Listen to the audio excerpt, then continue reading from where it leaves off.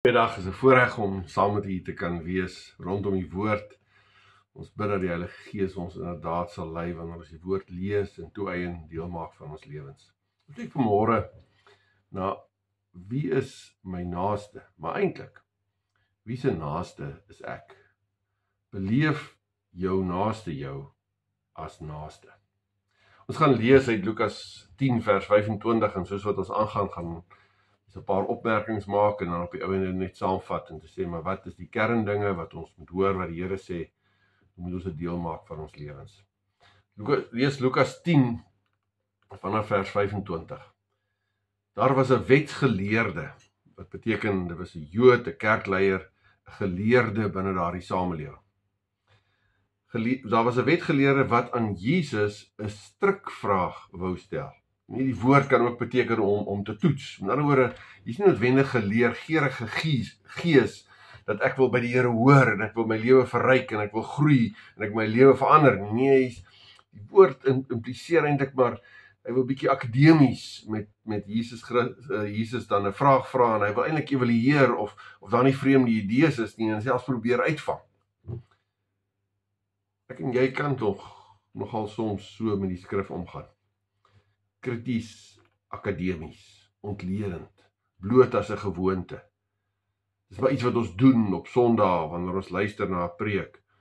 Maar dis nie met 'n leerbare gees om te sê, Here, leer my en vorm my en verander my nie.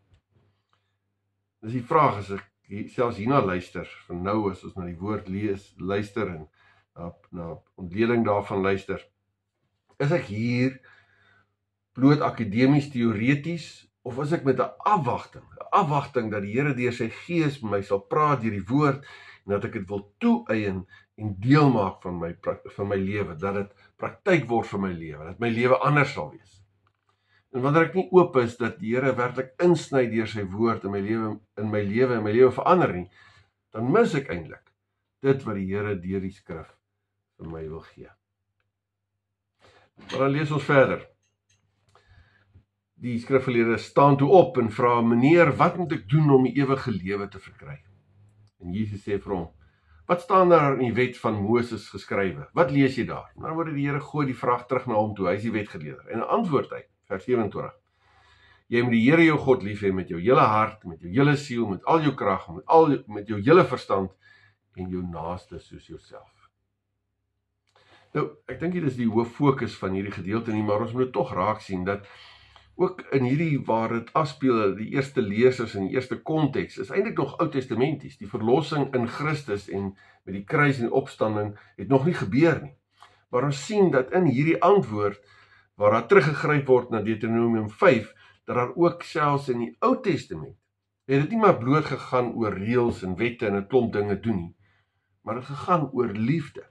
Het gaan oor 'n hart, dis 'n hartsaak. Dis nie net goedjies wat jy afmerk, om goedjies wat jy behoort te doen. Het gaan nie daaroor of jy net bloot kerk toe kom, en of jy al jou reeltjies nakom, en of jy 'n goeie morele lewe handhaaf nie. Het gaan oor of jy lief is vir die Here, en of jy die dinge doen, en dinge anders doen, juis, omdat jy lief is vir die Here. Het gaan ook selfs in die Ou Testament, en dan definitief ook in die Nuwe Testament, gaan oor liefde, God se liefde vir jou, waarop jy antwoord met 'n liefdesverhouding met God, wat jou lewe inderdaad ook verander. Maar dan antwoord Jesus die wetgeleerde en sê, jy het reg geantwoord, sê Jesus vir hom. Dis wonderlik, hierdie man se dogma is in plek.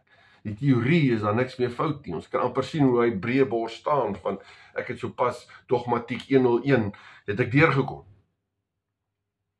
Maar dan skielik neem hierdie gesprekke ander wending. Skielik verander dit van iets wat ek weet en wat ek evalueer, na iets wat my kan verander en dit affekteer my. Want die Here sê hier, en ons lees daar, doen dit en jy sal die lewe verkry. Doen dit. Geloof is nie maar 'n teoretiese konsep nie. Hier staan nie, weet dit en dan sal jy die lewe verkry. Of skryf alles net mooi sistematies, duidelik geformuleerde belydenisskrif, skryf dit neer en dan het jy die ewige lewe nie. Nee, hier staan, doen dit. En dan sien ons vers 29, maar die wetgeleerde wou homself handhaaf en vra vir Jesus, wie is my naaste? So is duidelik dat die wetgeleerde nou nie meer so vol selfvertroue is nie. Hierdie woord van hy wil homself handhaaf kan ook beteken, hy wil homself regverdig, want nou word sy lewe beïnvloed en moet beïnvloed word deur te doen, die uitlewing van die beginsel. En dan vra hierdie wetgeleerde hierdie gelaaide vraag, want hy weet dat vir die Jode is die term naaste, is 'n baie eng begrip, 'n eng en nou definisie van wie jou naaste is. Vir die Jode van daai tyd was die naaste eintlik maar net die mense van dieselfde volk en dieselfde geloof. Sommige het gemeen is so erg dat wanneer jy wanneer 'n Jood 'n heiden of in ander woorde 'n nie-Jood te nakom of selfs doodmaak, dan is dit nie so erg nie, want hulle is daarom nie jou naaste nie. Hulle is nie 'n mede-Jood nie. Hulle is sondaars, tollenaars en Samaritane. En dan antwoord Jesus hom met hierdie verhaal. Sommige meen dis 'n werklike gebeurtenis, juis omdat dit nie verhaal genoem word nie en omdat die detail van Jerusalem na Jerigo, die reis van Jerusalem na Jerigo deel vorm daarvan, maar hoe dit ook al sê, hierdie openbaring, hierdie verhaal ontplooi. En dis hoe die Here hom antwoord.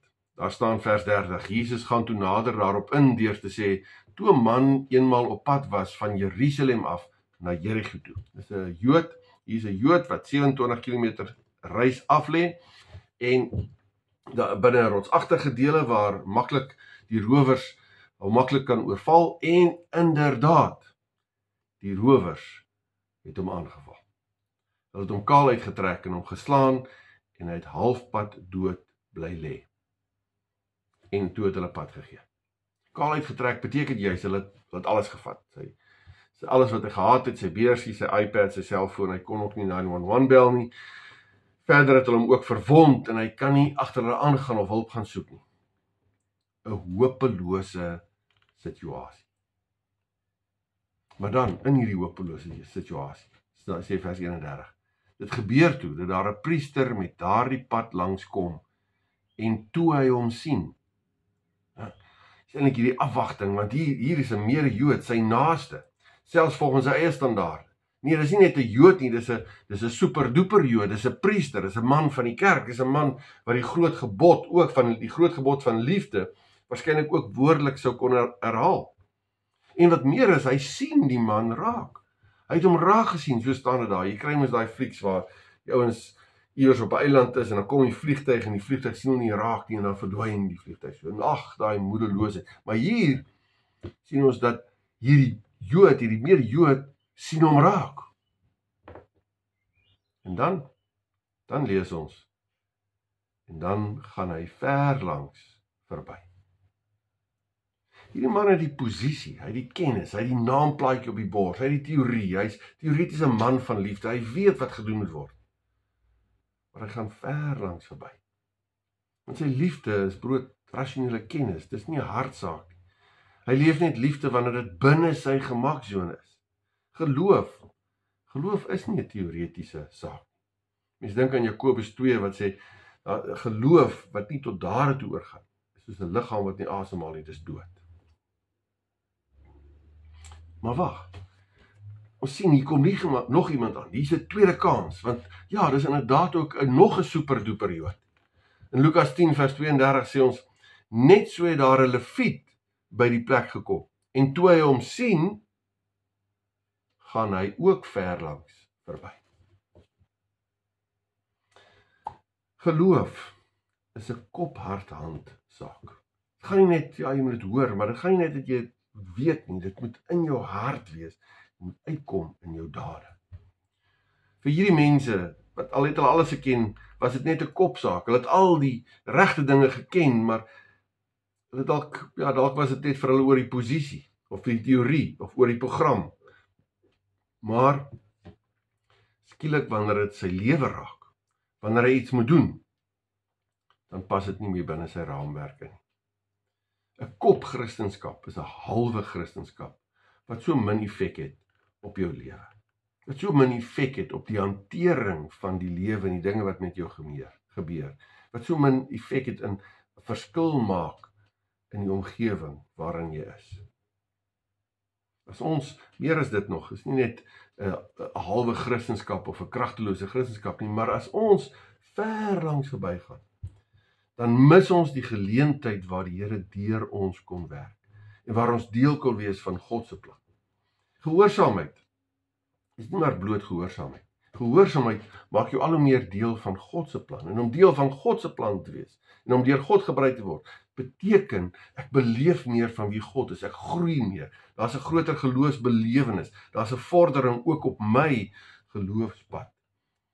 En as ek ver langs gaan, as ek teoreties net met geloof omgaan, dan mis ek die waarheid en die werklikheid van wie God is en wie God ook in jou en my lewe is. Dan lees ons verder, vers 33. Maar 'n Samaritaan wat op reis was. En onmiddellik sal ons sê, ag nee, wat moenie jou hoop daarop stel nie. Hy is 'n Samaritaan. En bovendien, enige goeie Jood sal ook nie eens hulp van 'n Samaritaan aanvaar nie. Samaritane was diegene wat na die ballingskap het daar 'n paar armstes agtergebly en hulle het vermeng met heidene nasies en hulle het nie getrou gebly aan die Here nie. En daarom is hulle beskou eintlik as heidene. Hulle het afgode gedien. So as hulle daar lees, ja, 'n Samaritaan wat op reis was, dan wat gaan hy tog nou doen? Maar nou staan daar, maar 'n Samaritaan wat op reis was, het op hom afgekom. En toe hy hom sien, het hy hom innig jammer gekry. Hy het na hom toe gegaan, sy wonde met olie en wyn behandel, dis die medisyne van daai tyd, en hulle verbind. Toe het hy hom op sy rydier gehelp, met ander woorde, hy het self geloop, en hom na 'n herberg toe geneem en hom daar verder versorg. Hy het ook tyd gegee aan daardie persoon om hom te versorg. En die volgende dag haal hy 2 muntstukke uit. 'n muntstuk is 'n dag se werkersloon.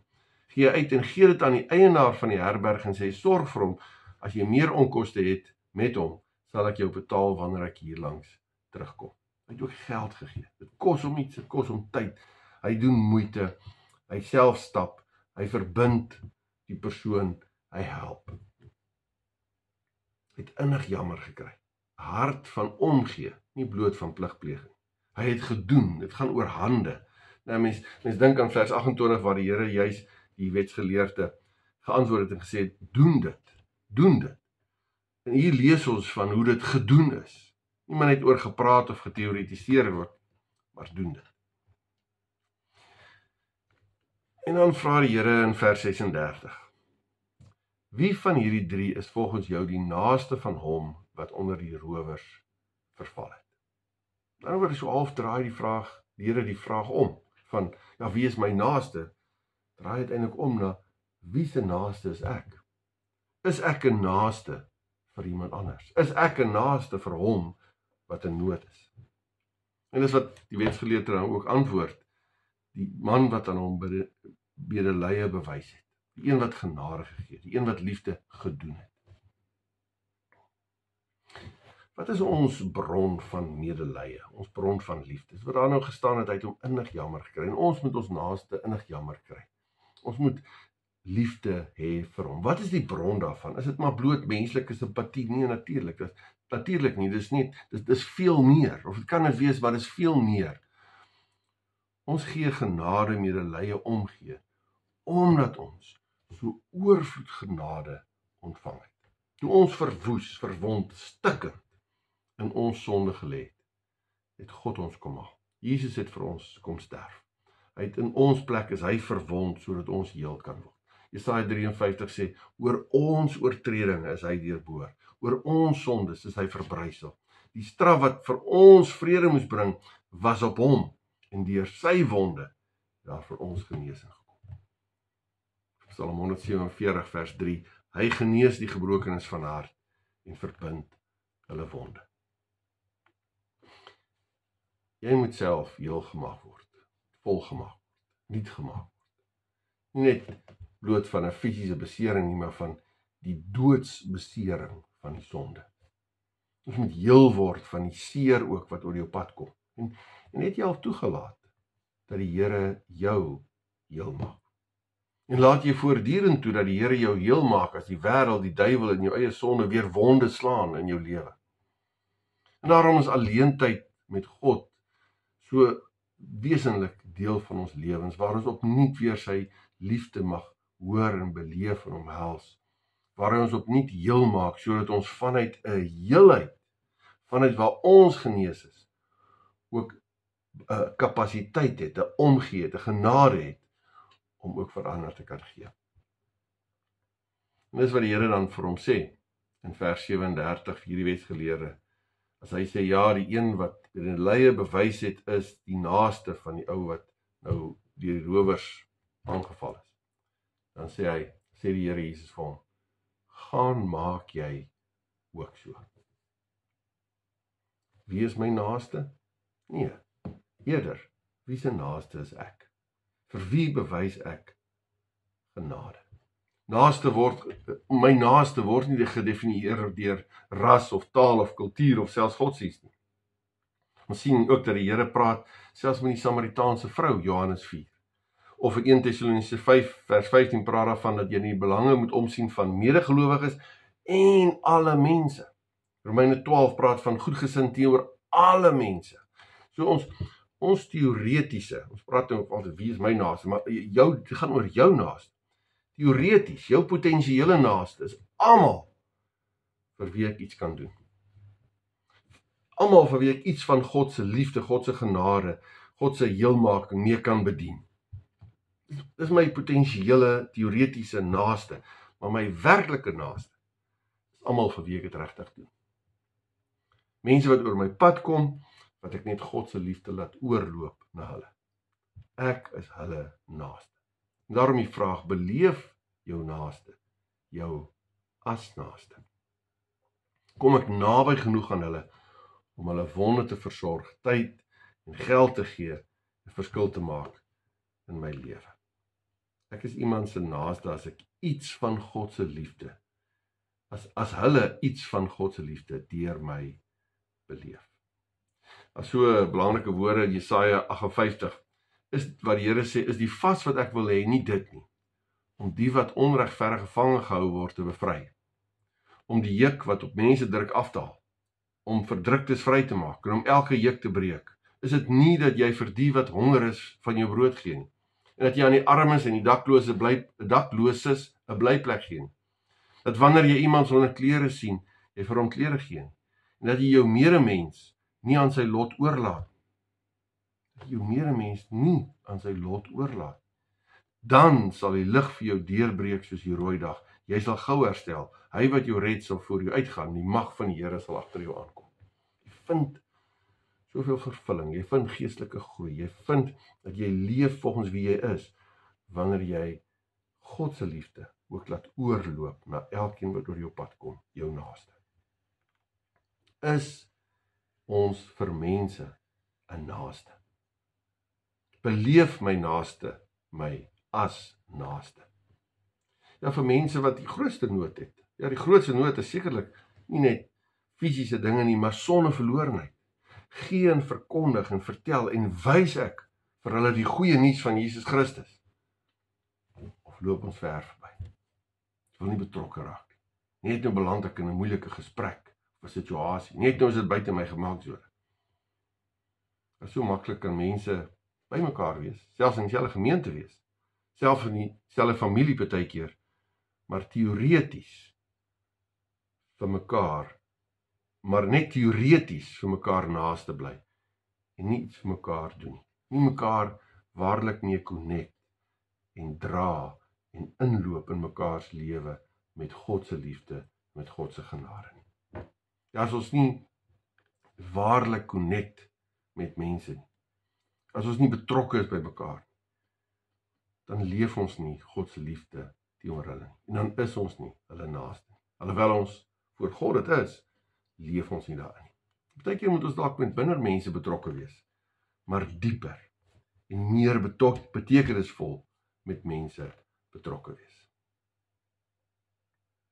Miskien net so as opsomming, kernwaarhede wat ons met ander woorde in hierdie gedeelte leer, wat ons moet toeëien en moet uitleef. En die eerste is, wat ons in die eerste gedeelte gesien in vers 27 ook, dit gaan oor 'n hartsgeloof. Dit is nie maar formalisties nie, dit is nie maar 'n roetine nie, dit is nie maar net 'n klomp goedjies doen nie, dit is nie maar bloot ek moet die regte belydenis hê nie, in my kop hê en op skrif hê nie. Dit gaan oor 'n persoonlike verhouding met die Here Jesus Christus.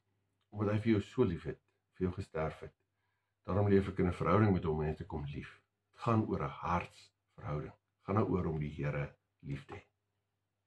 Die tweede ding, ons het dit doen geloof. Ons gesien vers 28 en ook vers 34 tot 37.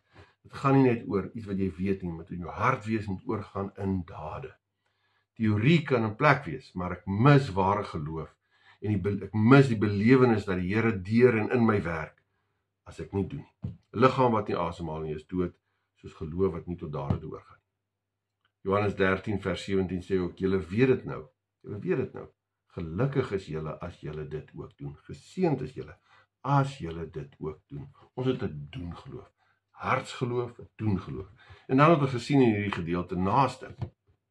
Dis hier wie's my naaste en wie se naaste is ek.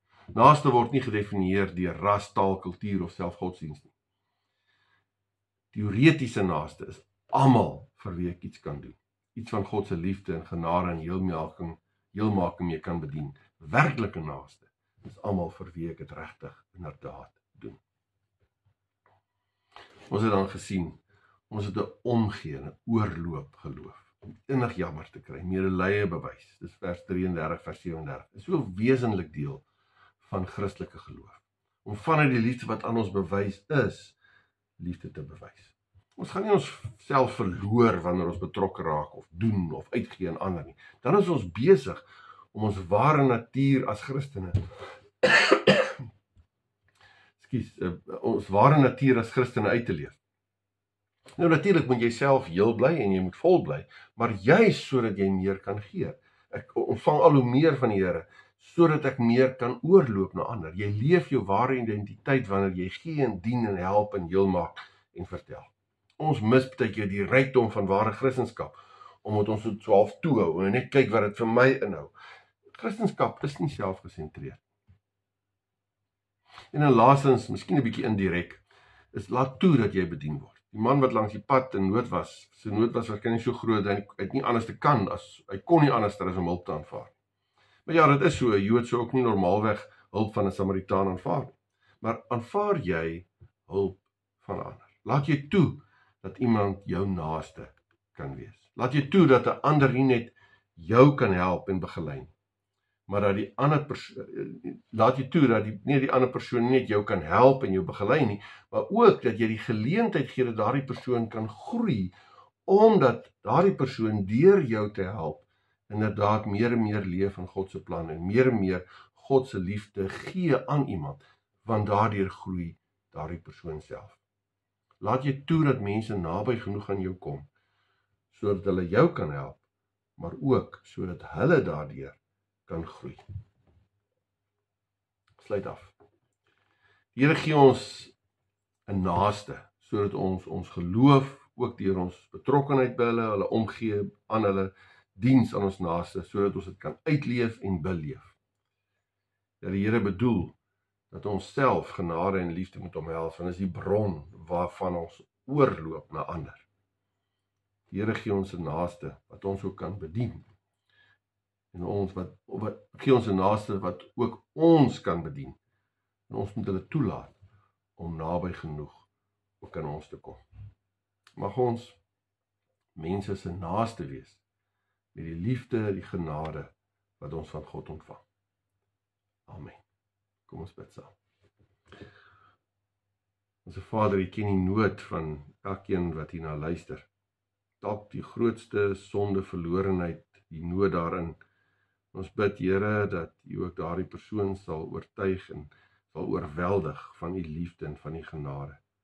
En dat hulle waarlik net sal kom tot geloofsbelijdenis van U alleen is koning, U alleen is die ware verlosser, U is die een wat vir ons vryspraak gekoop het, en dat ons U omhels in geloof. Ons omhels U ook as koning van ons lewe. Dit bid ons vir elkeen wat in sonder verlorenheid, dalk nog in nood, sonder nood, net lê en dat daar geen hoop meer is nie. Maar ons bid ook vir elkeen wat ander nood het, dalk 'n psigiese stryd, dalk 'n fisiese ding. Here, ons bid dat U ons sal gebruik as instrumente in die hand, om ook daardie nood te kan aanspreek. Dat ons mekaar sal dra, mekaar sal lief hê, vir mekaar, ja, mekaar se arm sal omhoog hou, sodat ons die wedloop kan voltooi tot eer van U naam. Ja, ons bid, Here, vir elkeen wat moedeloos is, gee nuwe krag en nuwe perspektief. Bid vir elkeen wat oud geword het, dat U steeds 'n geloofskrag sal gee, waardeur hulle ook kan leef en steeds hulle roeping kan vervul, met 'n afwagting en 'n verwagting dat U hulle op die regte tyd sal kom haal. Here, ons bely ons afhanklikheid teenoor U, ons bely dat ons vir U lief is en dat ons alleen maar vir U lewe en wil lewe. Ons bid dit in die naam van ons Here Jesus Christus.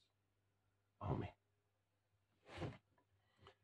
Die genade van ons Here Jesus Christus, die liefde van God ons Vader, die gemeenskap, die teenwoordig wees, die begeleiding, die krag, die troos van die Heilige Gees, is en bly met U elkeen. Amen.